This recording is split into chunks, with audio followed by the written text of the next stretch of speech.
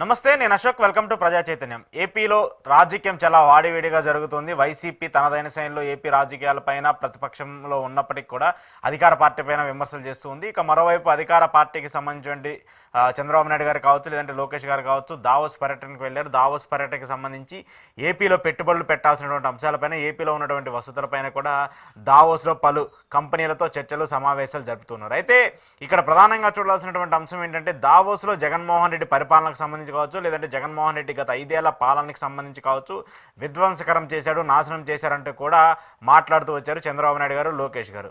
5 ఏళ్ల పాలనకు సంబంధించి దావోస్లో మాట్లాడే అవసరం ఏంటి? దాంతోపాటు రెడ్ బుక్ అంశాన్ని కూడా అక్కడ ప్రస్తావిస్తూ వచ్చారు లోకేష్ గారు. రెడ్ బుక్ పెట్టడానికి గల కారణాలు, అప్పుడు ప్రభుత్వానికి చేసినటువంటి అంశాలపైన కూడా మాట్లాడుతూ వచ్చారు. ఇలా మాట్లాడటం వల్ల ఏపీలకి కంపెనీలో వచ్చే పరిస్థితి ఉంటుంది అనేటువంటి అంశం మీద కూడా వైసీపీ అందరూ కూడా మాట్లాడుతూ వస్తున్నారు. ఏపీ తాజా రాజకీయ పరిణామాలపైన ఈరోజు ఇంటర్వ్యూలో మాట్లాడదాం. ఇంటర్వ్యూలో నాతో పాటు పార్టిసిపేట్ చేస్తున్నారు అనలిస్ట్ పురుషోత్తం రెడ్డి గారు. పురుషోత్తం రెడ్డి గారు, నమస్తే. నమస్తే అశోక్ గారు.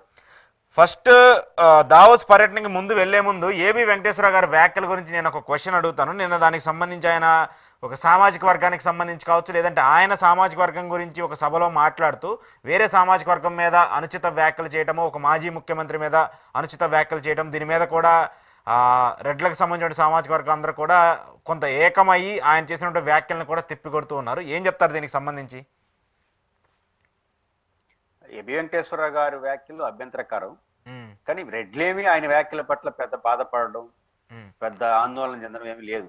పట్టించుకోవాల్సినంత వ్యక్తి ఏం కాదు ఆయన. ఎందుకంటే ఆయన ఏదో ఒక కులాన్ని అంటే ఆ కులం బాధపడేది ఉండదు. క్రెడిబిలిటీ ఉన్న పర్సన్, ఒక స్థాయి ఉన్న వ్యక్తి ఒక మాట అంటే ఏదో ఉంటుంది. ఈయన ఆ పరిస్థితి ఏమి లేదు. కాబట్టి ఏ కులం ఆయన గురించి బాధపడదు, స్పందించదు. కొంతమంది మాట్లాడారు అది మాట్లాడచ్చు, అది ఇంకా మీడియా అడుగుంటుంది, ఏదో మాట్లాడారు. కానీ సాధారణంగా ఒక కులాన్ని గురించి మాట్లాడినప్పుడు సహజంగా ఇంకొక కులం, ఆ సంబంధిత కులం రెచ్చిపోతా ఉంటుంది. కానీ ఇక రెడ్డి కమ్యూనిటీ ఏమి రెచ్చిపోవట్లా, స్పందించట్లా, బాధగడబడట్లా. ఎవరో అన్నారులే అనుకున్నారు, ఎందుకంటే ఆ ప్రాధాన్యత లేదు. కానీ కొంతమంది మాట్లాడుండొచ్చు. కానీ దీని ద్వారా ఏం అర్థం చేసుకోవాలి? తెలుగుదేశం పార్టీ వాళ్ళు సీరియస్ గా అర్థం చేసుకోవాలి. నిజానికి తెలుగుదేశం పార్టీ కానీ, చంద్రబాబు నాయుడు గారు కానీ, లోకేష్ గారు కానీ, వాళ్ళ టాప్ లీడర్స్ ఏమి ఏబి వెంకటేశ్వరరావు పురమాయించి పని చేయమని చెప్పుండరు. చెప్పే అవకాశం లేదు. వాళ్ళు రాజకీయ నాయకులు చెప్పరు. చెప్పడం ద్వారా నష్టం కూడా తెలుసు. కానీ ఈయనకి అత్యుత్సాహపడి ఏదో మాట్లాడినాడు. అయితే చెప్పకపోయినా ఏబి వెంకటేశ్వరరావు మాట్లాడాడు కాబట్టి నేచురల్ గా తెలుగుదేశం పార్టీకి ఆపాదిస్తారు రాజకీయంగా. కాబట్టి ఆ రీత్యా తెలుగుదేశం పార్టీకి సంబంధం లేని వ్యవహారం అయినప్పటికీ ఆయనకి ఆ ముద్ర ఉంది కాబట్టి సహజంగా తెలుగుదేశం పార్టీ చేయించిందని ఎవరైనా మీ మీద ముద్రేస్తారు. ఆ రీత్యా తెలుగుదేశం పార్టీ సీరియస్ గా ఆలోచించుకోవాల్సింది. ఈయన ప్రకటన ద్వారా ఒక కమ్యూనిటీ హట్ కావట్లేదు, ఇంకొంచెం ఓన్ చేసుకుంటోంది. మనం అంతా కలిసి సరే ఎట్టైనా సరే జగన్మోహన్ రెడ్డిని గెలిపించాలి, ఇది జరగబోయే పరిణామం. కొంచెం అటు ఇటు తేడా ఉండేవాళ్ళు కూడా ఇదేదో కులానికి అస్తిత్వంగా ఉన్నది, ఎవరు పడితే వాళ్ళు ఏది పడితే అది మాట్లాడుతున్నారు. కాబట్టి మనం ఈసారి మనం జగన్ ఓడిపోతేనే కదా అతను మాట్లాడినాడు, ఓడిపోకుండా అసలు నోరు తెరుస్తున్నాడు కదా, కాబట్టి మనోడు గెలవాలి అనే భావానికి రెడ్డిని ఏకముఖంగా నెట్టెట్టయింది. ఇది తెలుగుదేశానికి నష్టమే కదా. రెడ్డిలో కూడా చాలా మంది తెలుగుదేశాన్ని అభిమానించే వాళ్ళు, ఎమ్మెల్యేలు, రెడ్డి మంత్రులు కూడా ఉన్నారు. వాళ్ళందరూ ఎట్టగలిగినారు. ఈ కమ్యూనిటీ కూడా ఉన్నారు తెలుగుదేశంతో. వాళ్ళు కూడా ఎక్కువ శాతం జగన్ తో ఉన్న సమ్ పర్సెంటేజ్ తెలుగుదేశంతో ఉన్నారు కాబట్టి ఈజీ అయింది. వాళ్ళందరూ దూరం అయ్యే అవకాశం ఉంటుంది. ఇప్పుడు ఈయన జగన్ అవమానించిన ఆయన అనుకుంటున్నాడు, కానీ ఆ జరిగేది ఏంటంటే తెలుగుదేశానికి నష్టం చేస్తున్నాడు. కాబట్టి తెలుగుదేశం పార్టీ ఇట్లాంటి ప్రకటనలు చేసినప్పుడు ఫస్ట్ ఆఫ్ ఆల్ ఆ ముద్రనన్నా పోగొట్టుకోవాలి, లేదా కంట్రోల్ అన్న పెట్టుకోవాలి. అంటే ఆ ముద్ర అంటే ఏబి వెంకటేశ్వరరావు మావాడు కాదు అని చెప్పేవాలి. లేదా ఇట్లా మీ ముద్ర ఉండదలుచుకుంటే ఆయనకి కొంచెం కంట్రోల్ అన్న పెట్టుకోవాలి. లేకపోతే ఏమవుతుందంటే ఇట్లాంటి ప్రకటనలు అనేది సంబంధం లేకుండా అనవసరంగా మీ రాజకీయ ప్రత్యర్థికి బలం చేకూర్చే వాళ్ళు అవుతారు. అందుకే చాలా మంది ఎత్తింది అనుకుంటా ఉన్నది ఏంటంటే, ఏబి వెంకటేశ్వరరావు అయినా ఇంకొకరైనా ఎందుకు మాట్లాడగలుగుతున్నారంటే మనం అధికారం పోగొట్టుకునే కదా. ఈ లాజిక్ కి కమ్యూనిటీ వచ్చేస్తే ఆ కమ్యూనిటీ గెలిపించకపోవచ్చు, ఆ కమ్యూనిటీ ఓన్ చేసుకుంటుంది కదా, అది కూడా నష్టమే కదా రాజకీయ ప్రత్యర్థిగా మీకు. కాబట్టి ఏబి వెంకటేశ్వరరావు ఇండైరెక్ట్ గా జగన్మోహన్ రెడ్డి గారికి ఈ రకంగా సహాయం చేయదలుచుకుంటే మనం చేయగలిగింది ఏం లేదు.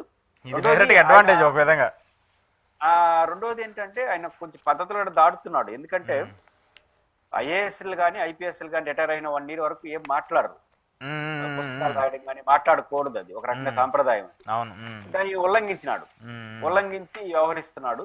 ఏదైనా కూడా ఏబి వెంకటేశ్వరరావు గారి ఇష్యూ తెలుగుదేశానికి నష్టం, ఆయనకు పోయింది ఏం లేదు, వైసీపీకి లాభం తప్ప నష్టం లేదు. కాకపోతే ఈ కొంతమంది అత్యుత్సాహపరులు తిరిగి ఏబి వెంకటేశ్వరరావుని పొలం పేరు తిట్టడం చేస్తుంటారు. కానీ నాకు తెలిసి నిజమైన వైసీపీ వాళ్ళు నిజంగా వాళ్ళని వ్యతిరేకించి జగన్ దగ్గర పోవడం వాళ్ళు సంతోషించాలి.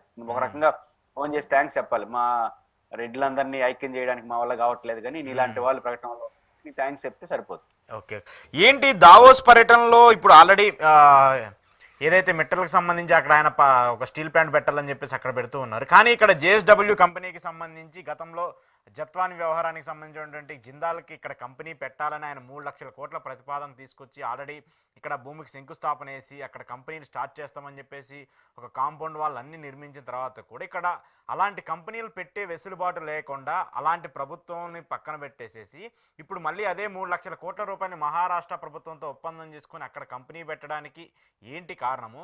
దాంతోపాటు దావోస్ వెళ్ళి జగన్మోహన్ రెడ్డి పరిపాలన గురించి మాట్లాడాల్సినటువంటి అవసరం ఏంటి? అసలు దావోస్లో జగన్మోహన్ రెడ్డి పరిపాలన ప్రస్తావించాల్సిన అవసరం ఏంటి? ఎందుకు ఇలా రాజకీయంగా కంపెనీలకు సంబంధించిన వ్యవహారాల్లో కూడా రాజకీయాలను ఎందుకు తీసుకొస్తున్నారు? మొట్టమొదటి అంశం జిందాల్కి సంబంధించి ఆంధ్రప్రదేశ్ నుంచి వెళ్ళిపోతా ఉంది. గతంలో వాళ్ళు ఇక్కడైతే ఏదో పెట్టుబడులు పెట్టాలనుకుంటున్నారో అది ఉపసంహరించుకున్నాడు అని ఒక పత్రికలో ప్రధానంగా వార్త వచ్చింది. సరే, వాళ్ళు ఎంత భర్త పెట్టాలనుకున్నారో మనకు ఆధారం లేదు, వాళ్ళు వెళ్ళిపోతున్నారో లేదో కూడా మనకు తెలియదు. కానీ జిందాల్ లాంటి సంస్థలు ఆంధ్రప్రదేశ్ లో ఉండడానికి కొంచెం జంకతాయి. బికాజ్ ఒక మహారాష్ట్ర సంబంధించిన ఒక సినిమాకి సంబంధించిన స్టార్కి సంబంధించిన విషయంలో నిజానికి తప్పు జిందాలైనా ఎంత పెద్దోడైనా తప్పు చేస్తుంటే చర్య తీసుకోవాల్సిందే. కానీ ఇక్కడ తప్పు పైన చర్య తీసుకునే దానికన్నా బదనాం చేయడానికి ఎక్కువ ప్రయారిటీ ఇచ్చినారు. అంటే దీన్ని జగన్ చెప్తే చేసినాడు, లేకపోతే సజ్జల రామకృష్ణాడు చెప్తే చేశారు, డైరెక్ట్ గా రోజు సీఎంఓ, డైరెక్ట్ గా డీజీపీ, డైరెక్ట్ గా సిఐ స్థాయిలో జరిగిన వ్యవహారాన్ని వీళ్ళు ఆ అమ్మాయికి న్యాయం చేయడమా, అన్యాయం జరుగుంటే మనకు తెలియదు, ఆ అమ్మాయి ఆమెకు సంబంధించి అన్యాయం జరుగుంటే న్యాయం చేయడమా, జరిగిందో లేదో మనకు తెలియదు. రెండోది జిందాల్ని ఇబ్బంది పెట్టడమా, ఇవేమి కన్నా పెద్ద పెద్ద వాళ్ళకి సహాయం చేసే క్రమంలో జగన్మోహన్ రెడ్డి గారు ఏకపక్షంగా వ్యవహరించినాడు అని డైరెక్ట్ గా జగన్ మీద ఉన్న కోపంతో వీళ్ళందరినీ కొట్టినారు, బదనాం చేశారు. ఇప్పుడు ఆ అమ్మాయి విషయాలు ఉన్నా జిందాల్కి ఒక క్యారెక్టర్ ఉంది కదా, ఆయన మంచి చెడ్డలో జోలికి వెళ్ళను, ఒక పారిశ్రామికవేత్త, ఆయన బదనాం చేస్తే ఆయన అట్లాంటి రాష్ట్ర ప్రభుత్వం ఉండగలడా, అలాంటి రాష్ట్ర ప్రభుత్వం అసోసియేట్ కాగలడా? కాబట్టి జిందాల్ ఎంత కంపెనీలు పెడతాడు, ఎంత డబ్బులు పెడతాడు, లేదా వెళ్ళిపోయినాడా లేదా ఆ సమాచారం అధికారికంగా నాకు లేదు. నిజాలు ప్రభుత్వం చెప్పాలి. కానీ జిందాల్తో ఆ వ్యవహార ఎపిసోడ్ లో చేసిన బదనాం అన్నది అల్టిమేట్ గా జిందాల్ అనేది ఆంధ్రప్రదేశ్ తో ఉండడానికి పెద్దగా ఇష్టపడడు, ఆ రీత్యా అదనంగా సమస్య వచ్చింది. కాబట్టి ఏం జరుగుతుందో చూడాల్సిన అవసరం ఉంది. రెండో పాయింట్ ఏంటంటే మీరు అన్నట్టు లోకేష్ గారు అమెరికాలో